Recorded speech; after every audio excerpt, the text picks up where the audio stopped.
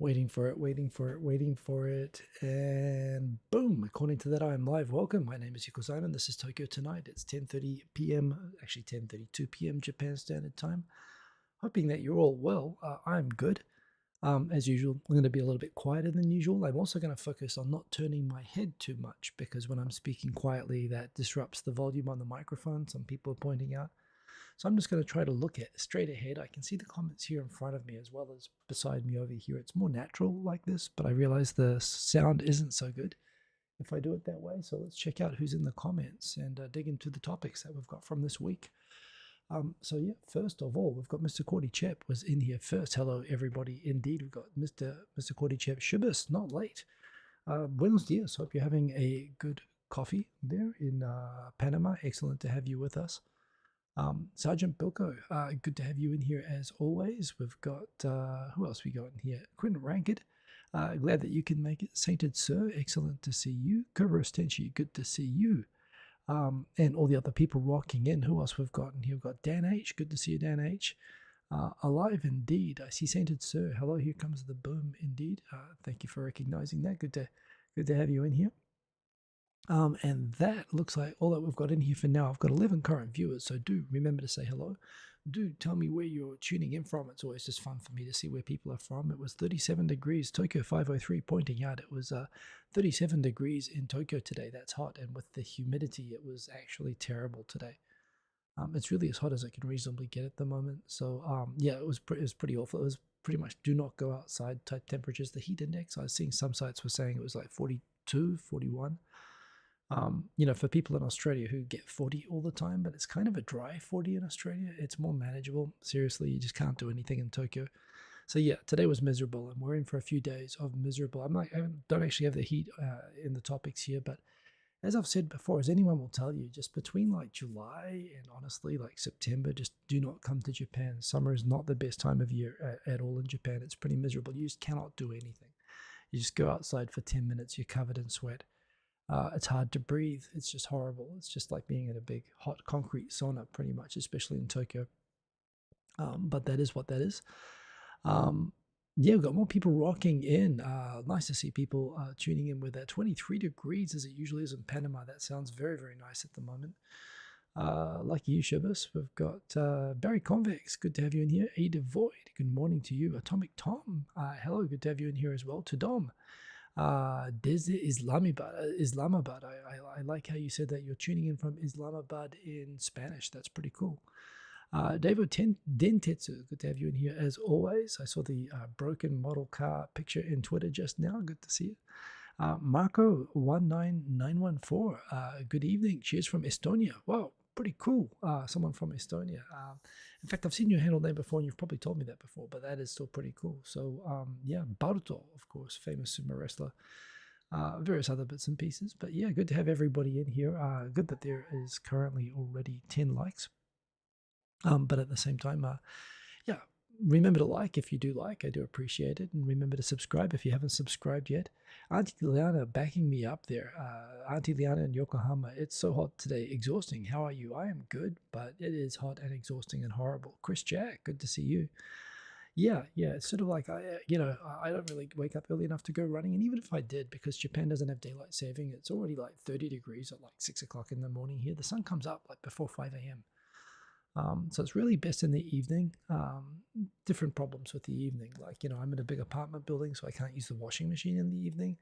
So I have to go up to the coin laundry if I do that. So it takes some logistics. Aaron, it's great to have Aaron back. Great to see you. Great to see everybody rocking in. And thank you for saying hello, everyone.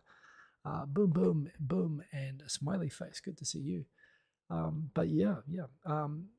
I guess it'll be one of the topics in here, but the COVID numbers are going nuts at the moment. It's I think Japan's got some of the, by some measures, the highest rates of COVID in the world now. And that's with the testing system breaking down. Fortunately, although deaths and serious cases are a lagging indicator, so it still might get pretty bad, and the hospitals are getting progressively more filled up. It seems that there are less intensive care cases and less deaths than there have been in previous cases.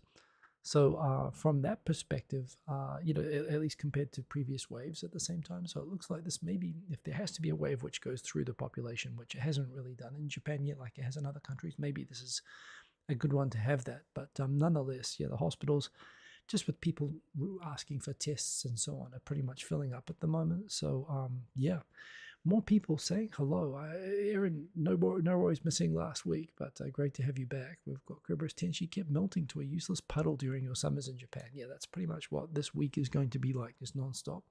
One Johnson waving back at you. Dan H. By the way, I did watch the Allocators Asia videos, including Liviu.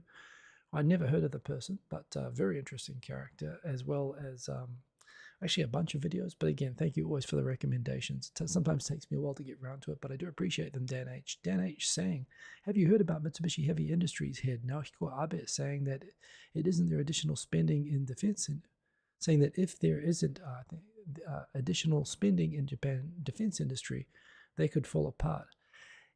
I had not heard that. Again, where do you catch your news? I follow Nikkei, and it's funny because you pull up a lot of good stories that I either just don't notice or whatever. It must be. I think you look at Financial Times a lot, right? Which is I don't subscribe to.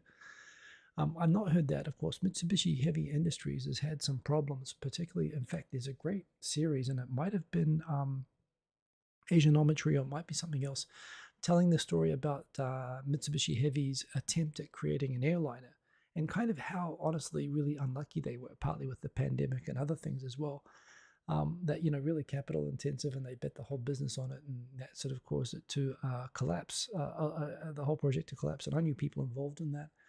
So, Mitsubishi Heavy, is on the wrong end. I think they're involved in the Japan space program, so they are involved in a lot of big government sort of projects and a lot of big industrial projects, of course. But some of them have not worked out, so I think that might be as much about their situation as anything else. It's an interesting statement. I feel like going and looking it up, but I've not actually seen that story, so thank you for flagging it. PB, greetings and blessings upon thee. Thank you, and blessings upon yourself. Good to have you back, PB. And everybody. Yeah, good to see you all. Remember to do what PB just did if you want to get my attention in between each story. As always, I will look back through the comments, and if you've said my name and make it flash orange like you can see there on the screen, I will stop and pick it out. So if you've got a comment or a question or something that you would like to grab my attention, that's all you have to do. You just have to say my name. Bit tricky to spell, but if you spell it correctly, you'll get in there. Yeah, indeed. It's a shame that the jet didn't work out. It was ambitious, but yeah, Woob from Milchman too. Good to have you in here with bringing the Woobs. I can see that's good. And yeah, 12 likes, 24 concurrent viewers. I think it's time that we jump into it. So let's go ahead and do that. And I've got to be off here in an hour anyway. Just for the sake of general, we've got air conditioning on at home and all the doors are open. So yes, and my son is no longer going to bed before this, so you might hear that in the background. Anyway, let's jump in. So first story this week, again, an ongoing theme that I've kind of messaged repeatedly, the contentious problem of child custody in Japan. Of course, Japan doesn't have a concept of joint custody, which means that, a lot of people, particularly if you get married to a Japanese citizen abroad, and this goes both for marrying Japanese men and women, that people don't realize that, yes, if you are divorced, and even if you have a joint custody order in your home country, it may be that the Japanese parent may wish to take the kids for a vacation back to Japan to see the family, and then they cut off contact when they get back to Japan. And when you go to Japan, of course, there is one difference now that Japan has signed up to the Hague Convention on Parental Aspects of Child Convention. If there is actually a joint custody order in a foreign country, Japanese courts may now, this is for about the last 5 or 6 years, they may order the return of the children at least to the home jurisdiction where the joint custody order exists. But what generally happens with these things is that the courts will generally enforce local law, and local law in Japan is that there's no joint custody. And even if there was, there's no way to enforce it. There's no way to, force a parent to give access where they're violating it, like, again, there is in most countries. There have been court cases saying it's unconstitutional for Japan not to have such a system, which have failed. So it is really up to the Japanese government has to create it. The courts are not going to force it to do so. But yeah, and in that realm, the courts have thrown it back to the government, and it appears that the Ministry of Justice, partly aware of This being raised as a point of conflict. For example, during the Olympics, there was a French father who was in Japan on a hunger strike in front of the Olympic Stadium, which the French President Macron spoke up for to the Japanese Prime Minister, saying, "Hey, what you going to do about this?" Because he was being denied access again to his children by his Japanese spouse. And this is something that again, because Japan doesn't kind of stands out as being a country that doesn't have a modern family law system. A lot of people getting married both in Japan and outside, but particularly outside of Japan, but even inside Japan, foreigners here don't often realize that until they're already married and they've got a kid. And yeah, it's true. If you get divorced in Japan, you pretty much, well, depending on either, there's really only a concept of sole custody, and there's no concept of maintaining a relationship after the divorce. So, you really do marry into a family is the traditional concept, and you divorce the whole family, including the kids, the relationship with the kids. And this is generally accepted as being like what divorce is in Japanese society, but there are some small numbers of particularly fathers. It's not always fathers, by the way. The other thing to remember is that because marriage and divorce is considered to be by mutual families, it does actually happen where, sometimes when both parents are working, in particular, the in-laws will take custody of the kids. And there are many people who are raised by grandparents in Japan. And of course, you have a situation where if it's the eldest son and the wife has moved in with the eldest son and they are both taking care of the eldest son's parents, it actually does happen where the father will take sole custody, but the kid will be raised by the son's parents and deny access to the mother in the case of divorce. And again, all sorts of ways that this can come about, but there's no way to enforce the situation. You can effectively, and again, I know many stories actually, particularly in older generations, of exactly this, where kids are basically snatched away, sometimes from mothers, sometimes from fathers, and they're blocked access from the kid for the rest of their lives, and it messes people up. But for whatever it's worth, there are both conservative politicians in Japan who say, well, this is the traditional Japanese system and we're not going to change our family system based on foreign pressure. And indeed other groups who are opposed, basically because they, at least to the extent particularly that it is in favor of wives, which it is not always in favor of wives, but they claim that it's a way to protect, and not having joint custody is a way to protect people from domestic violence, which I think is fine to debate. I mean, I don't think there's an intention to force. In no country, if there's a domestic violence situation, which is proven, then you won't get joint custody. But that's the point. The point is where it's appropriate. It should be there, and it should be what's in the best interest of the child. And the idea that children in Japan are so different from everywhere else in the world, and don't suffer from having lack of access to one parent, or nor benefit from having access to both, particularly when there's more and more divorces, and particularly when you think that international marriages have a divorce rate of well above 50%.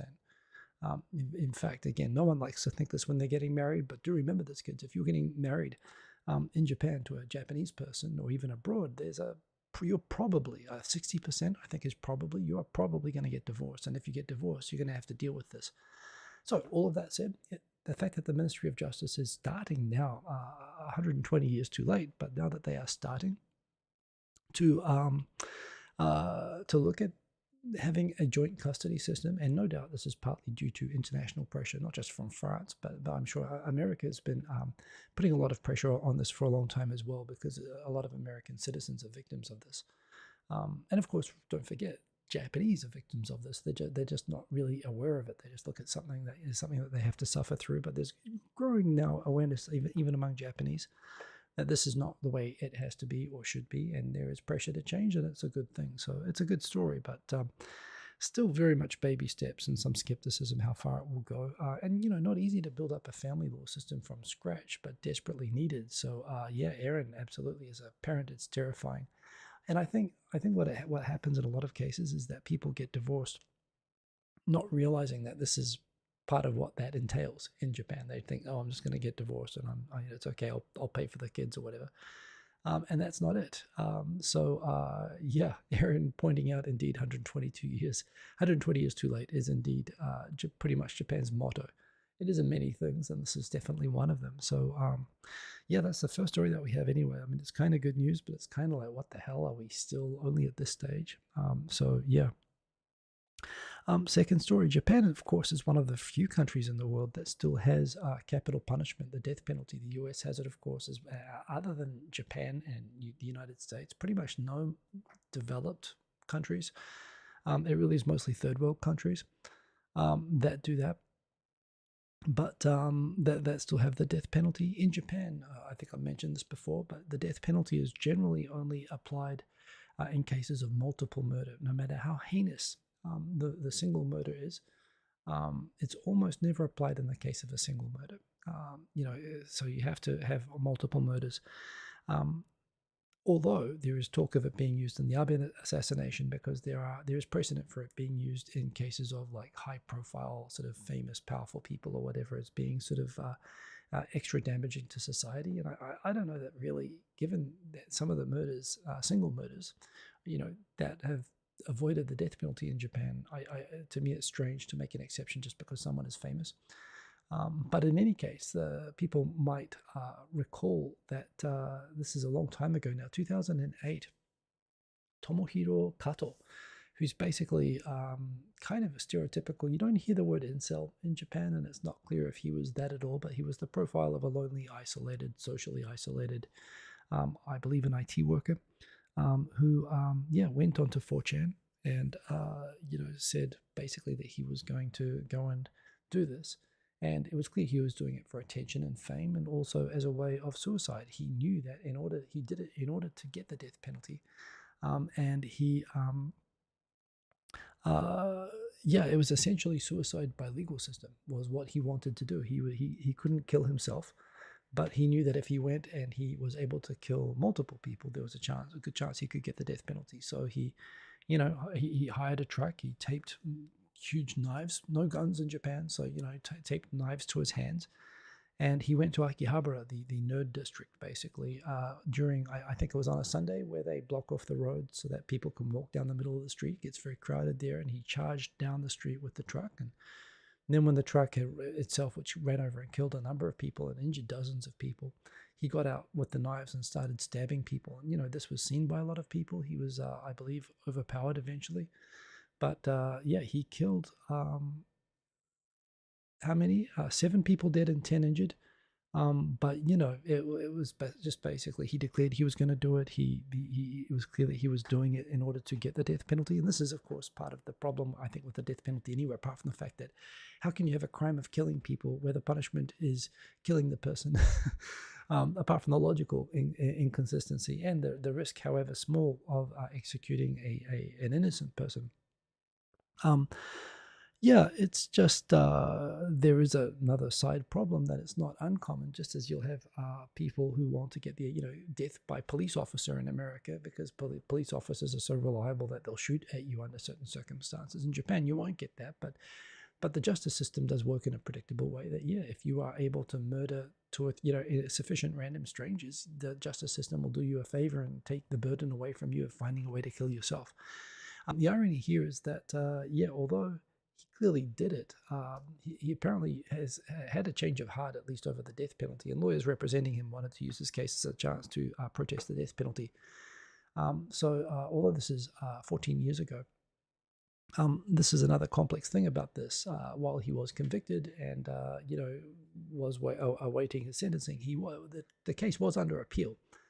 And as is the case with all of these cases, I mean, there's no ambiguity as to whether this person did it. That was, filmed from a million angles, admitted, and said he was going to do it beforehand. He's a pretty unsympathetic character. But again, as they say with criminal justice systems, the measure of rights in a country really isn't how they treat the average person. It's how they treat the most despised person. And this person's really in that category. I'm against the death penalty, but at the same time, it's hard to feel any sympathy over this. It's hard, But that said, his case was still actually under appeal when the justice minister decided to carry out the sentence, which in itself seems a little bit messed up. I mean, even if he was doing it to delay, so there's a lot there, and basically, as always, it's incompatible with, I think, Japan's human rights obligations. It puts Japan in the same category if you exclude America, which America is obviously always its own weird category. but it's basically putting itself in the category of human rights abusing third world countries. It puts it in the realm of North Korea, that it executes people still. And I think they shouldn't do it. But yeah, interesting case anyway. And this is the thing, of course. And for those of you who know the system in Japan, as I understand it, when you're put onto death row in Japan, they basically, not every day, but a couple of times a week, they will walk you into the execution chamber and without telling you if this is the day or not. So basically, you have people who talk about there is an aspect of cruelty to the way that it's done, and some people sit on death row for decades, and basically it's up to the justice minister. When you think of who the politicians are in Japan and how random it is, basically the justice minister will decide who and when, and they're not given a heads up about when it's going to happen, at least until the day. The justice minister will decide that this person's going to die on this day. And there are some justice ministers who are opposed to the death penalty but won't change the law on it, but won't carry it out. And there are certain justice ministers that have signed off on multiple executions, which to me, those justice ministers killed these people, who, whether it's deserving or whether it's justified under the justice system. Obviously, there are a lot of justice ministers who can't bring themselves to kill someone with their pen, but right now we have a justice minister who did. So it's an interesting case anyway, and it's an interesting, unique characteristic of Japan. Diving back into the comments, Dan H., I have noticed Japanese courts and police are going after events with people having sexual relationship, multiple individual, generally 4+, with public indecency arrests. Coming up news more now. Dan H., I'm having trouble following that comment. Japanese courts and police are going after events. Oh, you mean the swinger parties? Are you talking about swinger parties, Dan H.? There have certainly been news stories of that, of swinger parties, organized sex parties and orgies in hotels getting busted and making the news more. Keeping the streets safe, I guess. I kind of agree with when you say 4+, I couldn't really get it, but yes, they say public indecency, which is a broad category. It's like indecent exposure. It's basically being naked in public, but anything, other the separate crimes, of course, for sexual, abuse and so on. But yeah, if consenting people are getting together in a hotel, I mean, look, if the hotel wants to kick them out and they refuse or something like that, sure. But if people are having consensual get-togethers, honestly, who cares how and who they're having sex with if it's all if it's all good between them, including if it's a party. But yes, indeed, I have also noticed there have been more news stories about that lately, and it just makes me think, well, the police have obviously they've just gotten tired of collecting reports on lost umbrellas, perhaps. But seriously, are they, of all the things that they need to be policing at the moment, really, do they need to be busting sex parties? It does make good headlines. It does make it look visibly like they're doing their job, and perhaps more than handing out speeding tickets. But yeah, I have noticed the same trend, and I think it's just kind of silly. But that is what it is. I mean, I guess the police have to do something to pass the hours. Cobras Tenchi, I think until 2012, Akihabara didn't have that area blocked off for traffic on Sundays just because of that incident. Certainly there was a time where they stopped doing it. Thankfully, they've gone back to it. In the end of the day, I mean, what are you going to do? There are things like that all over the place. You just pick that one area. But yes, I think people didn't want to be seen as being unresponsive to it. So I think you're right about that. Cobras Tenchi, by the way, Lysander 45, good to have you in here. Yeah, Lysander 45 thinking that they might do it in a way that's not enforceable. Just to be clear, by the way, on divorce papers, not that I'm an expert on divorce papers, but the divorce form does include a parameter which is optional, where you can put in arrangements regarding the children. If you mutually agree to have certain arrangements about the children, including a voluntary joint custody arrangement, you can do that under the current law. The problem is that there's no enforcement mechanism. So what you're talking about, Lysander 45, already exists, actually. The question is, what to do in a situation where, the parents don't agree, where one doesn't want joint custody and one does, then that's the problem. Traveling Gabriel, good to have you in here. Thanks for saying hello. Maybe Aaron, maybe the prison food was so good that he changed his mind. That is not a good joke, but thank you for sharing it anyway. Traveling Gabriel, America, it depends on the state. Think of it, each state as its own country. Each state has its own constitution. Yeah, no, I'm familiar with that. I still think the idea that some states can kill you and some can't is something that probably there should be a uniform. If there's ever a national constitution for everything, surely it's when the government can kill you or not. But yes, I do realize that America has its quirks, and that is one of them, including whether your government can legally murder you. Sadiq Hakanguris, good to have you, a man from Florida. Good to have you in here as always. And down the bottom, Traveling Gabriel, with regard to capital punishment. Yes, with regard to capital punishment, indeed, which is a strange thing, but yes, Mr. Chip saying, if I'm going to prison, it'll be a Nordic prison. Yeah, I'll tell you what, for someone who's such a fan of Japan, he certainly wouldn't be a fan of Japan's justice system, that mass murderer in Norway, but yes. I think he was like, he brought a court case that his human rights were being abused over not having internet access or something. So yes, yeah, I know what you mean. Anyway, next story, 1057. Let's move it along. Boom. I kind of exploded on Twitter over this a little bit, maybe too much. The Ministry of Economy, Trade and Industry, METI, does all sorts of things and has been doing a lot of things for a long time to foster the startup economy and startups and digital innovation and small businesses. The real problem with basically, I mean, there's a question, why doesn't Japan produce more startups? Why doesn't Japan have a Silicon Valley like America?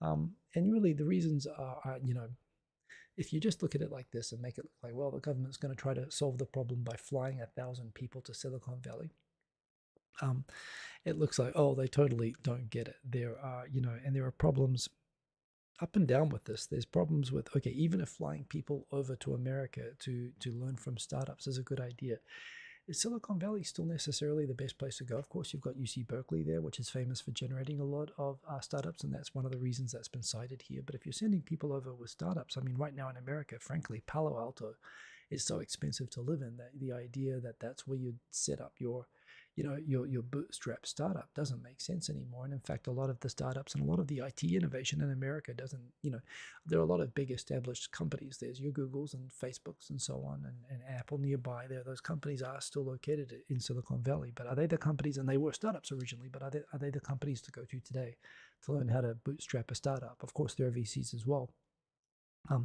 Even in America, Texas, New York, Washington State, lots of places, Oregon have amazing startup communities. So partly it's just that they're sending them to the wrong place. But then, of course, they've got the thing, well, when they go there, what are they going to learn? Well, one, are they going to learn anything if they don't learn English? And do they need to learn English in order to be good at doing a startup in Japan? That's like saying to do a startup in America, you have to be fluent at Chinese. Maybe you'll learn how to be good at Chinese business, and maybe there will be things about that will be transferable. But in the end of the day, does someone who's going to have the killer Japan app necessarily do they have to speak English? And even if they do, so you've already narrowed the group by a huge amount, having them speak English. What are they going to find in America? Well, they're going to find easy access to loans for people without a credit history. They're going to be VCs funding. There's a culture where people feel empowered to take risk and to follow their dreams, which just doesn't exist here based on the education system. There is a culture where companies do IT themselves in-house. You have a lot of people who start companies and they hire all the IT people that they need, and IT people learn skills to be independent. Whereas in Japan, if you want IT, you hire an IT company, you outsource the work. And if you want to do IT, you join one of those mega SI companies who have a business that's basically based on locking in people in outdated legacy technology. So, again, if you send those IT engineers, even if you pick the best engineers out of, the people that would be most technically able to go and do startups. And by the way, there are people who do startups in Japan, and there are great startups and even unicorn companies now in Japan, like Mercari, for example. But, who are you going to send? Who are the 1,000 people that you're going to send? And do you think, even in the best case that they learn everything about how startups are successful in America, if they bring that back to Japan and they try to do it, okay, let me find an angel investor. Let me go and get a loan from a bank. Let me go and hire some freelance, engineers and so on to help me with my startup stage, whatever. The whole infrastructure that makes it work in America just doesn't exist in Japan. So then you'd say that the problem with this is, well, METI should be investing in the infrastructure. And I sounded off on that a lot on Twitter, and a lot of people pointed out, well, METI's been doing that. They have been having funding for startups and so on, and they've been doing things to sort of seed having a startup industry in Japan. But people pointing out as well that Meti, banks won't give money to small businesses easily. Particularly not to young people, particularly the people who you would give the money to the most. Steve Jobs in Japan would never have gotten a bank loan, would never have gotten money or funding in Japan. And when Meti gives out the money to try to find the Japanese Steve Jobs, they put so many conditions like Meti does. They try to have so much control over the business and what it does that, again, I've heard stories that the way the framework is here, people have no freedom. And they sort of strangle the life out of the companies that they fund and they just give up. So all of that said, it's not an entirely bad idea. And thinking that they're doing this in isolation, which was my reaction, is not fair and it's incorrect. But that said, if Japan really is serious about creating 1,000 startups, let's hope that the aim is to create 1,000 new startups from this. I don't think the best way to go about it is to send people to a country where startup ideas that work are going to be different, let alone the entire infrastructure of how you would set up a startup is different. I think focusing on the education system, on the banks, on lending systems, how do you foster an economy that embraces taking risk and embraces allowing for failure, which are really essential ingredients, as well as free-flowing capital and loans and so on, and lending to young people and giving them the training and education that allows them to go off and have these ideas and go and start these up. There are lots of IT companies and government programs which are promoting IT training and so on at universities and schools in Japan, and only a fraction of what it needs to be. But there are positive things happening. But it's education, it's it's the financial system, it's all sorts of things. And for all of that, the fact is the most successful startups in Japan are often nothing like the most successful startups in America. Of course, there have been a lot of successful American startups that have transferred well to Japan, and of course, there have been Japanese startups that have emulated American startups. But you look at the internet here, it still looks and feels very different, and a lot of the things that are successful here are very different. So, I got a little bit triggered, and I perhaps overreacted a little bit to why, well, this is dumb, and a lot of people pointed out, well, they're not just doing this, but it brought out it was an interesting cultural thing talking about this. I do think there is actually merit to going over and exposing more and more people and learning the positive lessons from America on this, which has been amazingly successful around this area. But I come back, I still don't know that Palo Alto is really the best place. Sadiq, right there, saying exactly what I was talking about. The new Silicon Valley of the US is Austin, Texas. All the companies are moving there. Certainly, the corporate taxes and everything are very good in Texas, and certainly Austin has a great reputation. But New York actually has an amazing reputation, as does Oregon, as does Washington State. There are multiple ones now, and I think actually, in a way, Palo Alto is kind of gentrifying in a way. They're getting to be big middle-aged IT companies. And if you were living out the back of a van trying to bootstrap a startup, there would be a benefit of going to Palo Alto, that there are lots of engineers and there is a large, I guess, network of support there. But I think the cost of just being there is so high now. So I think you're right, Sadiq. I think places like Austin are absolutely where you would go. Quinn Rankett asking, who are the 1,000 people? Engineers, venture capitalists, legislators? It's not clear. There's a suggestion. And I must admit, that's one of the things that I have, whether it's going to be bureaucrats, academics, they're implying that they want to send over potential startup founders. I don't know how they'd find them, and I don't know, again, the conditions that they would sign this up. I suspect it'll be about, a whole bunch of things. And I think it'd be good actually for bureaucrats to go over and see how things work, to try to figure out how they can, incentivize it. But going through the other comments here, Dan H. This reminds me of the 90s, where Japanese random companies would buy Western companies, send staff over to learn the skills in the industry, but companies would go bankrupt or sales would fall. Well, indeed. It also reflects one of my criticisms where I sounded off on this was the mentality that look, this worked for cars and it worked for semiconductors, that Meti sort of said, okay, we're going to pay for business to go and learn from America and bring it back here and set it up and replicate it and do it better. And, it worked in certain cases. It didn't work in other cases. In fact, Meti, the old predecessor of Meti, had a history of trying to prevent small companies from messing up their macroeconomic plans. And certain small startups in Japan, like Sony, which was once a small startup, actually was blocked by the Ministry of Industry, whatever MITI stood for. I can't remember what the International Trade and Industry or something, tried to block them from getting, export and import permits to be able to start up their business because they wanted to force aggregation among manufacturers. And Sony had to they succeeded in spite of obstruction by the government, by the same ministry. But, they always want to be able to, I think the mentality of somehow that the government can control this, sometimes it does work. Sometimes it does work and sometimes it doesn't. But, and yeah, I thought maybe one of the best responses to this I saw on Twitter was somebody saying that, the best case is that the people go over there and learn and be successful and realize they can make more money by staying there and stay there and be rich in America. And you know what, that might happen. That might happen. And even the most successful, IT founders in Japan, Masayoshi Son and whatever, they got rich in America, not here. They brought the money back and became rich here as well. But there you go. Yes, indeed. Quint Rankett, don't be so quick to say New York is a positive business environment. Remember what happened with Amazon, AOC, and Governor Cuomo. I'm not saying that that New York has I'm not going to get into the politics of it.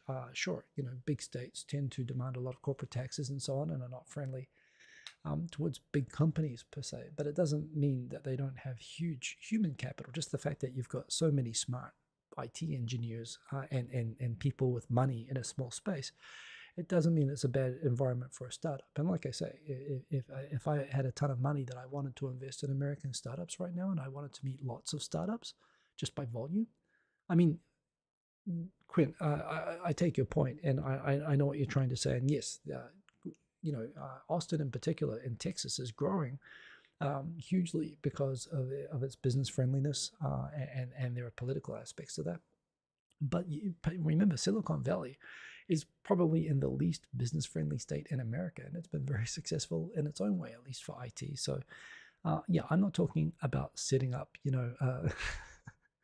a massive corporation. I don't think maybe New York is the best for that, although even then I think it might be a good idea, just because there are so many people there and it's got such a great culture. But certainly for small companies, it does appear that still New York is a good place. It may be perhaps in spite of the laws there, but it's a place that if I had a ton of money and I wanted to invest in startups, I'd definitely check out New York, as well as Austin, as well as, probably, Portland and Seattle. Sure, why not check out Silicon Valley? But the idea of sending everyone to Silicon Valley just reeks a little bit of the early 2000s. That's my point. But yeah, you're absolutely right. It doesn't mean that any of those places, have a positive business environment. I do know by reputation, Texas actually has a great reputation right now. So yeah, Lysander 45, random thought, but Yuraku Black Thunder is doing a mint chocolate ice cream variant at the moment. Oh, I think I've seen that somewhere, but you just don't see it around at the moment. Oh, you're triggering me now, Lysander 45. Just FYI, since I know chocolate mint is something that you like. Yes.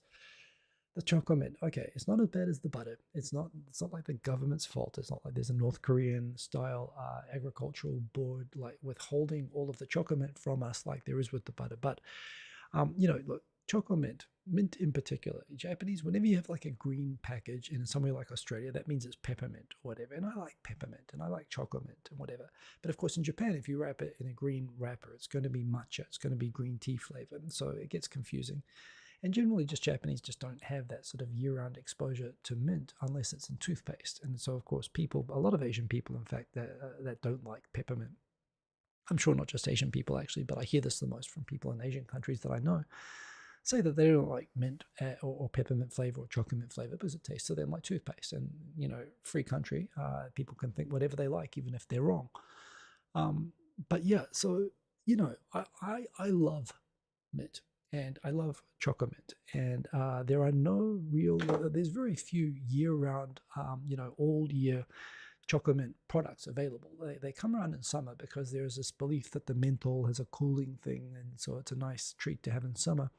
But so basically, all of these companies, as you know, as everyone who's been to Japan knows, the best and worst thing about Japan is that basically about like 30% of the stuff on convenience store shelves, maybe more than that, maybe more than 50%, but some, it's about that percentage of stuff that are there year round. Whereas I think if you go to an Australian supermarket or, a UK supermarket, the stuff that you see at the supermarket or at the convenience store, the popular chocolate bars or whatever, they're just year round. There's no seasonality about anything other than maybe the fruit. But, and occasionally maybe a new thing will come out, but the timing of when it will come out, you won't have something just available for the autumn or something just available for the winter or something just available for the summer. But what they do in Japan is so many of the products are seasonal, and Japanese get into this. It means there's a huge diversity of products, and there are great products. But what kills me is often the best products are seasonal limited, and they only have them out for 3 months, and they don't repeat them. They don't have the same thing come out the following year. So of course, Mint Crunchy didn't come out this year, and I'm very, very upset about it. I'm also very upset that Mint Pocky did not come out this year. It came out last year, so I guess they're going to bring it back in 3 or 4 years' time. So they try to circulate their, their chocolate and peppermint treats or whatever. But it seems like this year was one of those like years. It's like the cicadas, how some of them they'll only come out every like 12 years or whatever, and like they try to survive by staggering. But there are some years that they all come out at the same time, and some years that they don't come out at all. And this year just seems to be a year that they are just there's no chocolate.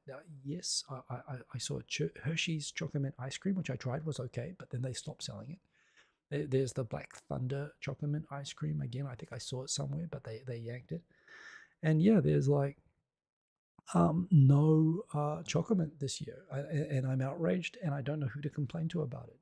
Seriously, the ice cream, the chocolates. Normally, there's like at least like 5 or 6. The Countryman by Fujiya was excellent. Didn't bring it back this year. There's just like none. There's a couple of things, but it's just not good enough, and I'm very, very upset about it. So yeah, thank you for the citing, but yeah, this year is actually, I'm tired of people saying this is the worst year ever, and I think it got overused last year with the pandemic and everything, but I do feel like a year without chocolate, I think that heightens the status of 2022. Maybe not as the worst year ever, but certainly not a very good year. So yes, I'm very, very upset about that, and whatever the opposite of thank you is, no thank you for reminding me about how upset I am about that. Lysander 45, yes, you hit a raw nerve there, actually.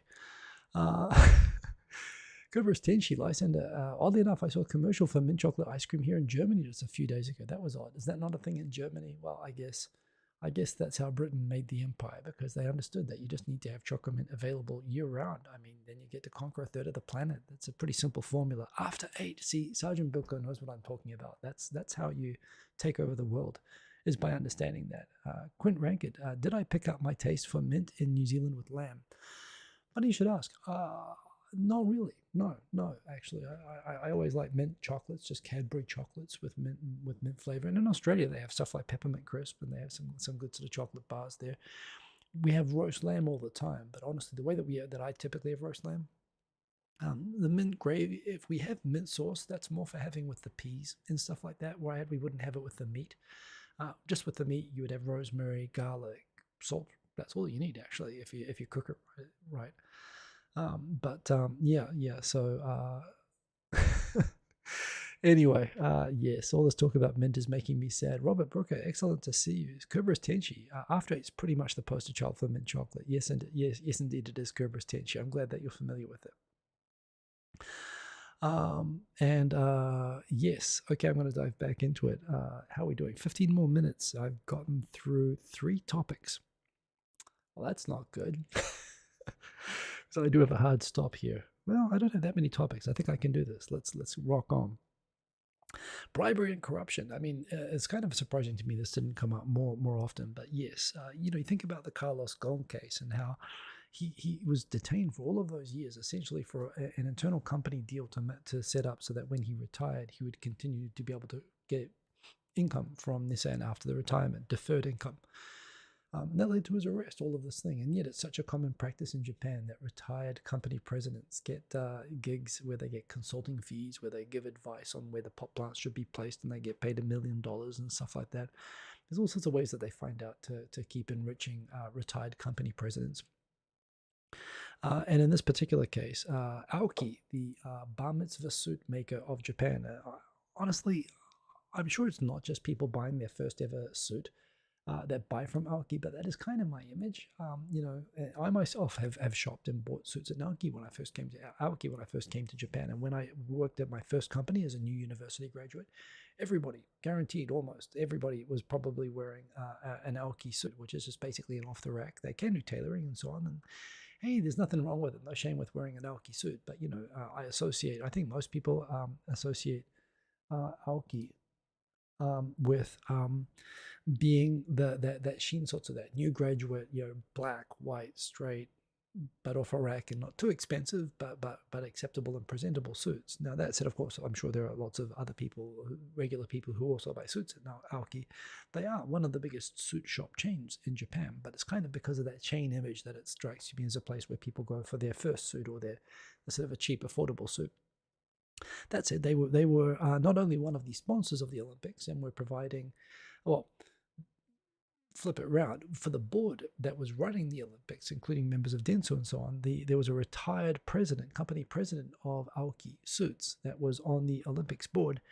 And lo and behold, that board decided to give all of the Olympic uniform contracts and all of that sweet Olympics taxpayer money to Aoki to provide. And it turns out that Aoki separately had contracted with the former president who sat on the Olympics board for advice around how to win the contract for the Olympics. And it resulted in a ton of money, both for the president personally from Aoki and Aoki itself when they won.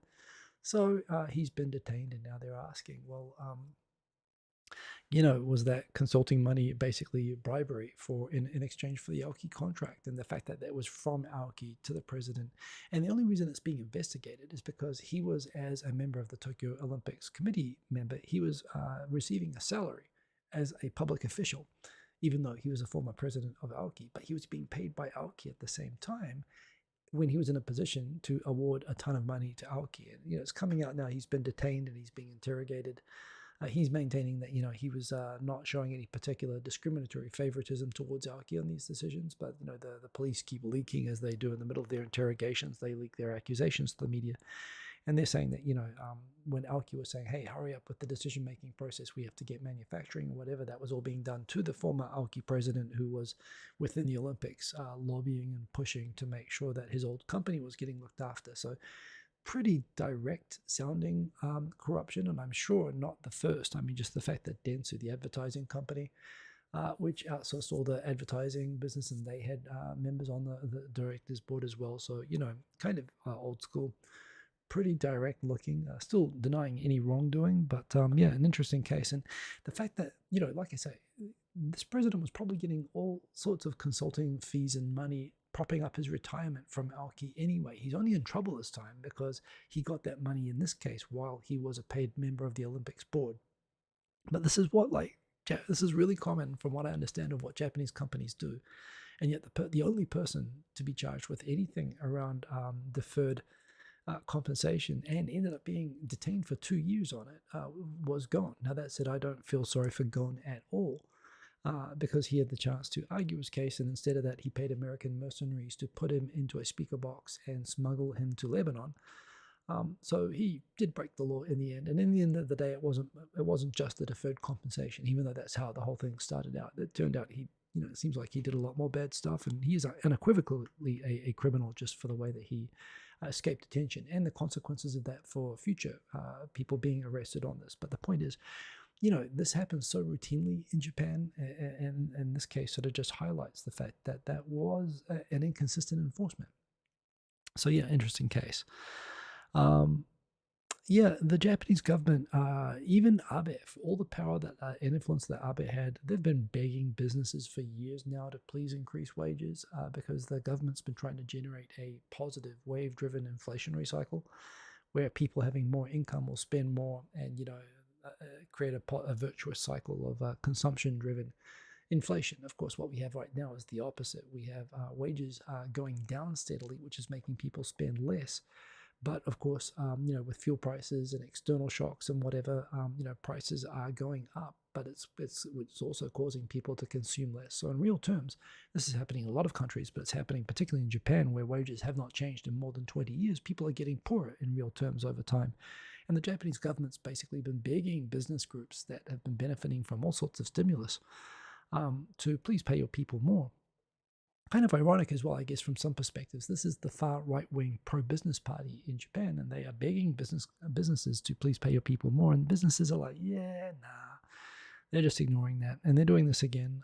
And right now, particularly because the negative inflation, things are getting more expensive, and real wages are falling so much. Now they're really asking. But again, it just shows to me Kishida is just kind of an empty PR slogan person in a suit. He really doesn't have any particular answers to any of this, and no matter how much they keep asking. Indeed, as the article says here, he keeps pledging to bring about new capitalism, characterized by a virtuous cycle of growth and redistribution driven by investment into people. I mean, what the hell does that mean? And if it means anything, it means exactly what Suga tried to do. It means what Fukuda tried to do. It means what Abe tried to do. It means what Koizumi tried to do. And everybody failed at, which is actually getting companies to stop taking government money and not flipping it into wages. They're asking people, begging these companies to increase wages, and they're not doing it. So yeah, I think not quite the final, but the final big story I think I've got, which is super interesting. There was I didn't cover it on here, but the U.S. State Department releases a human rights report every few years, and Japan has been dinged on this multiple times, where they particularly highlight countries that have problems with human trafficking. And human trafficking, can equate to both, labor in terms of, indentured people being moved around to work as cheap labor, working off in debts and so on, like modern slavery, as well as, of course, things like prostitution that use similar mechanisms, actually. And Japan got dinged hard by America on this like 15 years ago over prostitution, particularly from Korea and Japan. And at the time, like Japanese were complaining that, oh no, that's the Korean gangs that are doing this. It's not Japanese people. It's the Korean gangsters are bringing in the Korean prostitutes to Japan. And America said, well, we don't care. You're still allowing it to happen, and you're not enforcing. You're not doing anything to like stop the problem. So Shintaro Ishihara decided, okay, we must help these human trafficked people, and went and arrested and deported all of them. And as far as I know, I don't think any of the Korean gangsters or any of the people they were blaming for the trafficking was ever arrested or charged, or there was any enforcement on that. They just cleaned up the problem by basically deporting all the foreigners involved in it.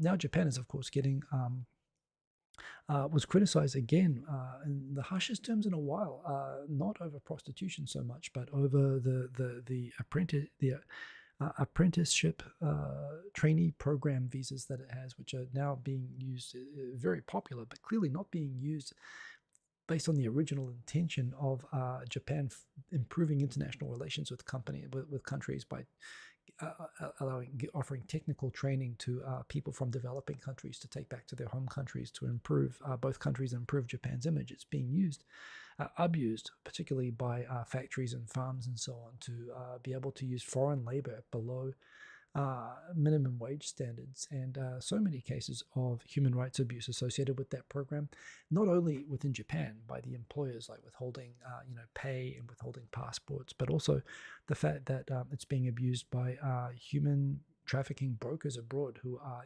demanding $20,000 payments or whatever, huge payments as brokers to be able to arrange their travel to Japan.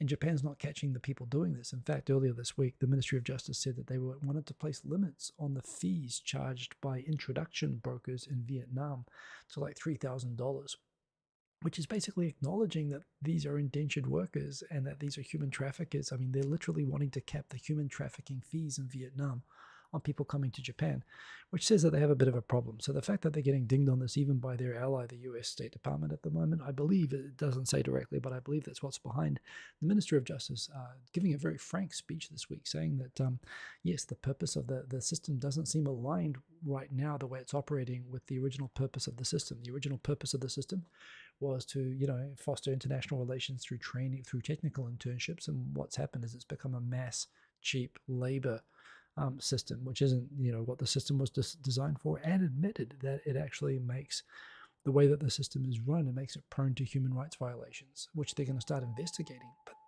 the information around this has been around. I mean, the murders that have happened because of the system has been around for years. So it's good that the ministers, kind of admit. It's a bit like the Pope, admitting the genocide in Canada. Sorry, whoopsie. You've had a lot of time to, good that you're admitting it now. You could have done something about it a lot sooner, but it is positive that they're looking at doing this. And look, if you want a mass cheap labor visa system, have a system for that, have the proper checks on it, but don't, create a system that can be abused for that. final two stories, because we're running out of time. I'll rock through the comments at the end.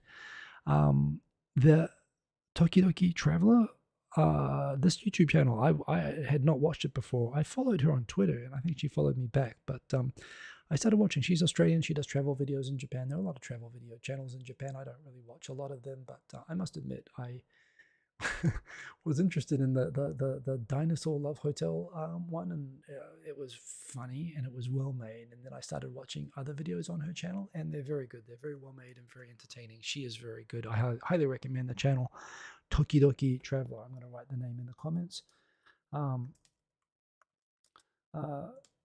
Traveler.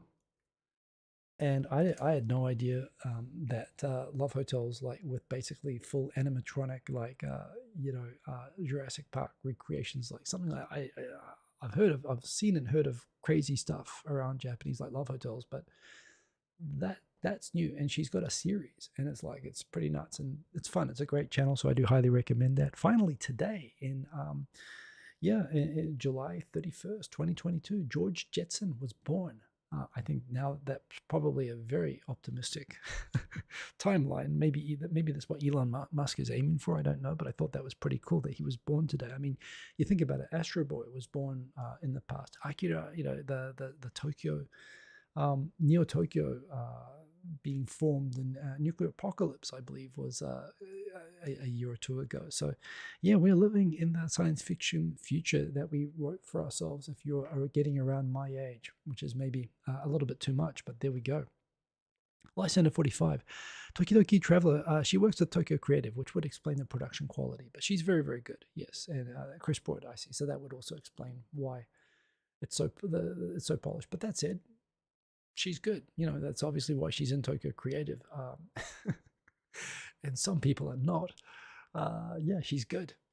She's good. I was entertained. I even started, I kind of didn't want to watch Chris Broad for a long time. He seems like a really good guy, and I'm sure he does really great stuff. But I just felt like, I don't need to watch Japanese travel shows. But I started watching, and it's really well done. So I watch abroad in Japan now as well. But yeah, thank you for posting the link there, Aaron. That is very, very good. Let's go through the final ones. Oh no, La Migra. Yes, they're coming for me. Thanks for the warning, Cobras Tenchi. You can hear the streets of rage out on the streets in front of where I am. Boom, Quint Rankin. That sounds delicious. Can I post a recipe for roast lamb? I think you're talking about roast lamb. It's very simple. I can tell. I used to make this when I was 10 years old because it takes a couple of hours to roast. I'd come home from school. There's nothing to write down, honestly. You get the leg of lamb, which you have out from the morning to defrost it, which I think now is considered unhygienic, but I think you're supposed to put it in the fridge and defrost it slowly. But I had it outside. We had it outside. You had a big knife. Yes, basically you chop a garlic and you make 2 or 3 cloves into some sort of fine pointy bits, and you stab the meat and you put the garlic in like 8 or 9 or 10 places in the middle of the meat, close to the bone, so that the flavor of the garlic goes right through the meat. You also get some fresh rosemary, dry rosemary. If you don't have that, you jam that in the holes in the leg that you poked. You get some lard, ideally lamb lard, but even beef lard works. Ton of potatoes, by the way. You need potatoes, you need onion, you need pumpkin, all obviously peeled. You put it around, you put lard all over the top of it. You put it in the oven about 45 minutes. You turn the potatoes and you spread the lard over the potatoes some more, and you make sure that the meat, the fat off the meat is going onto them. And then you may flip over the meat as well. You may turn the meat. Another 45 minutes, 200 degrees Celsius. I don't know what that is in Fahrenheit. And you're good. You're good. That's it. What is it? 432 degrees Celsius, I think, Fahrenheit. And that's what I would have 2 or 3 times a week as a kid. Potatoes and meat. That's very unimaginative. I mean, English cooking is barely cooking, right? But that's one of the few things that works, even the way that the English cook it. So there you go, Quint Rankin, cooking with Hiko. Sergeant Bilko, why was Hiko Simon on that photo regarding bribery? Was I on a photo regarding bribery? That's not me. Come on, give me a bribe. He's a very good-looking man. I understand the mistake. Cobra Stenchi, maybe you can bribe me with butter and mint chocolate. I won't say that you can, and I won't say that you can't. PB, see the clip of the Chinese rocket burning up uncontrolled and re-entry. And what do I make of the NASA administrator claiming the Chinese want the moon for themselves? I don't know that anyone said that the Chinese want the moon for themselves. In terms of, I saw The Verge this morning saying that the Chinese rocket crashed just north of Borneo in the Indian Ocean. I mean, seriously. American people, please look at maps. Look at maps. It's landed in the Sulu Sea in the Pacific Ocean. Maybe you've heard of the Pacific Ocean. Yeah, the fact that The Verge, and there were like 10, I was like, oh my God, that's so outrageous. And so I looked at the comments under the Twitter account of Verge where they posted it to see who's called it out. When are they going to do the correction? There were like 80 comments. And they were like, oh, those silly Chinese crashing their satellites and crashing their rockets. No one even picked out that they said it was in the Indian Ocean. Borneo is not in the Indian Ocean. Oh my God, that's what upset me the most. Who knows what the Chinese want? And honestly, they're doing some great science at the moment. I did on Twitter mention there's a old Tom Lehrer song about Werner von Braun, the Nazi scientist who basically founded the American space program. And some people found that morally incongruous. And there's a Werner von Braun song saying that, what is it, when the bell curve goes up, who cares where it comes down? That's not my department, says Werner von Braun, which I thought the Chinese space agency is living up to the spirit of Werner there. Dan H. Liz Truss, probably the next British PM. Really? To take leaves out of the Japanese playbook when it comes Bank of Japan, inflation, wages, and productivity. It's completely bonkers. Yeah. I mean, I don't know that it's actually had any effect here at all. It's interesting that people have studied it and now are giving it credit for being innovative. I think it probably shows that they're more out of ideas in the UK than Japan has any good ideas. Is Liz Truss really going to win? I mean, honestly, all of them seem kind of nuts, but I always thought that Rishi Sunak looked like he was in the front runner. Whoever it is, I mean, I don't really care, but yes. That's fascinating and disturbing at the same time. The police is coming for me. Whoop, whoop. That's the sound of the police. Sounds delicious. It is.